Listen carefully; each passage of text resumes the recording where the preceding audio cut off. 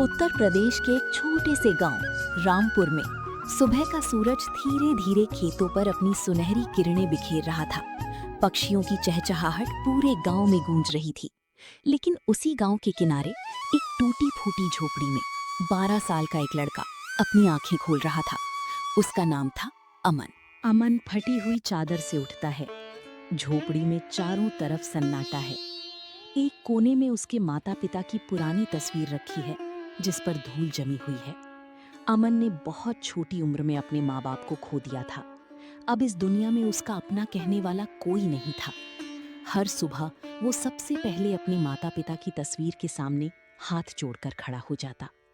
माँ, पापा, आज भी मैं मेहनत करूंगा। एक दिन ऐसा जरूर आएगा जब आप जहां भी होंगे मुझ पर गर्व करेंगे। अमन काम की तलाश में गांव की सड़क पर निकलता है। कुछ लोग उसे देखकर आपस में बातें करने लगते हैं। बेचारा, इसका कोई नहीं है। अरे ये क्या करेगा, इसकी पूरी जिंदगी ऐसे ही गुजर जाएगी। अमन सब सुनता है लेकिन बिना कुछ बोले आगे बढ़ जाता है। लोगों के ताने उसके कानों तक जरूर पहुंचते थे, लेकिन उसने अपने सपनों को कभी छोटा नहीं होने दिया। गांव के चौराहे पर एक छोटी सी चाय की दुकान थी। दुकान का मालिक रामलाल अमन को काम पर बुलाता है। अमन, जल्दी से मेज साफ कर और ग्राहकों को चाय पहुंचा दे। जी मालिक।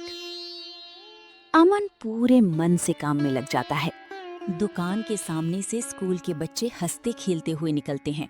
उनके कंधों पर स्कूल बैग हैं।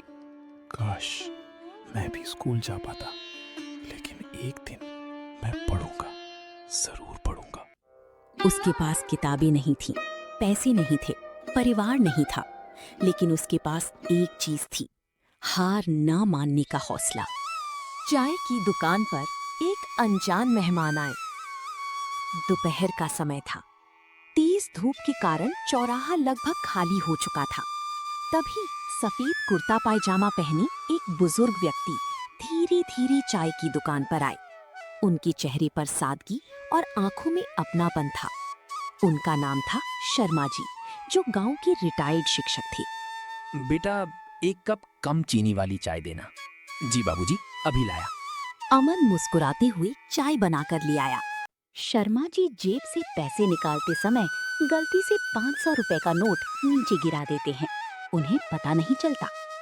अमन नोट उठाता है। एक पल के लिए वो उसे देखता है, फिर बिना देर किए दौड़कर शर्मा जी के पास पहुंचता है। बाबूजी, आपका नोट गिर गया था। शर्मा जी हैरान रह जाते हैं। बेटा, तुम चाहो तो इसे रख सकते थे। अमन की ईमानदारी ने शर्मा जी के दिल को छू लिया। शर्मा जी प्यार से अमन के सिर पर हाथ रखते हैं। बेटा, पढ़ाई करते हो? अमन कुछ पल चुप रहता है।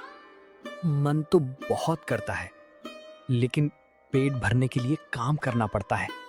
ये सुनकर शर्मा जी की आंखें नम हो जाती हैं। शाम को दुकान बंद होने के बाद शर्मा जी अमन के साथ उसकी झोपड़ी तक जाते हैं। टूटी हुई दीवारें, टपकती छत, एक पुरानी चारपाई और कोने में रखी माँ बाप की तस्वीर। शर्मा जी सब कुछ समझ गए। ये बच्चा गरीबी से नहीं, किस्मत से लड़ रहा था। शर्मा जी अमन के सामने बैठते हैं।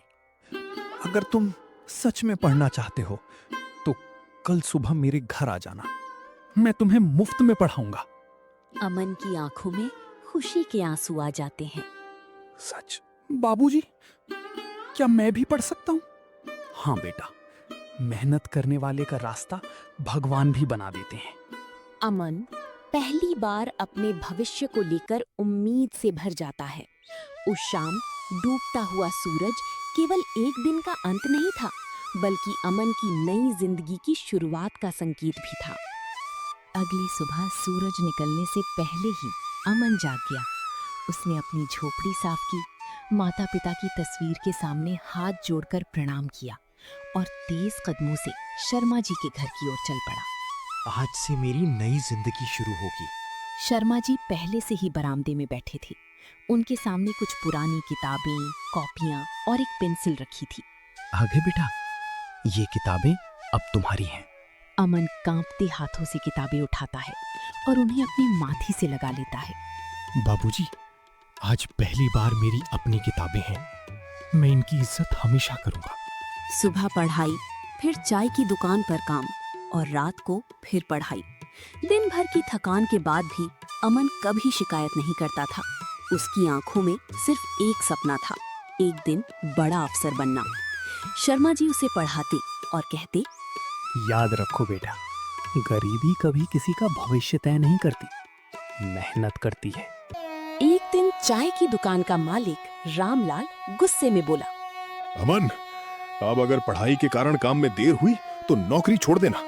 मुझे काम करने वाला लड़का चाहिए, पढ़ने वाला नहीं। अमन चुप हो गया। उसकी आंखें झुक गईं। एक तरफ पढ़ाई का सपना, दूसरी तरफ पेट भरने की मजबूरी। अमन समझ नहीं पा रहा था कि किसे चुने। अमन को नहीं पता था कि असली परीक्षा अभी शुरू हुई थी। आने वाले दिनों में उसकी जिंदगी एक ऐसा मोड़ लेने वाली थी जो सब कुछ बदल देगा। शाम को अमन उदास होकर शर्मा जी के पास पहुंचा। बाबूजी, अगर नौकरी चली गई तो खाना कैसे खाऊंगा?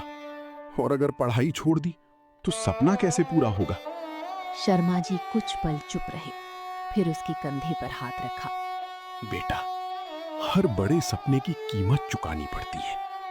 मैं जितना बन पड़ेगा तुम्हारी मदद करूंगा, लेकिन एक वादा करो। कैसा वादा? चाहे कितनी भी मुश्किल आए, पढ़ाई कभी मत छोड़ना। अमन की आंखों में फिर से चमक लौट आई। मैं वादा करता हूं बाबूजी, चाहे कुछ भी हो जाए, मैं अपने सपने से पीछे नहीं हटूंगा। अमन ने अपने जीवन में माता पिता का प्यार खोया, गरीबी देखी, लोगों के ताने सहे और अपने गुरु शर्मा जी को भी खो दिया। लेकिन उसने कभी अपने सपनों को मरने नहीं दिया। वर्षों की मेहनत के बाद वो एक ईमानदार जिला कलेक्टर बना। उसने अपने गांव के स्कूलों को बेहतर बनाया, गरीब बच्चों की पढ़ाई का खर्च उठाया और हर उस परिवार की मदद की जो कभी उसकी तरह संघर्ष कर रहा था। गांव के लोग अब उसे सम्मान से देखते थे, लेकिन अमन ने कभी अपने पुराने दिन नहीं भूले। वो अक्सर शर्मा जी की तस्वीर के सामने खड़ा होकर मुस्कुराता और कहता, बाबूजी, आपने मुझे सिर्फ पढ़ना नहीं सिखाया, बल्कि इंसान बनना भी सिखाया। आज जो भी हूँ, आपकी वजह से हूँ। उस दिन पूरी गांव ने समझ लिया कि गरीबी किसी की पहचान नहीं होती, बल्कि मेहनत, ईमानदारी और अच्छे संस्कार ही इंसान की असली पहचान होते हैं। जीवन में चाहे कितनी भी कठिनाइयां आए, अगर मेहनत, ईमानदारी और हिम्मत साथ हो तो कोई भी सपना अधूरा नहीं रहता।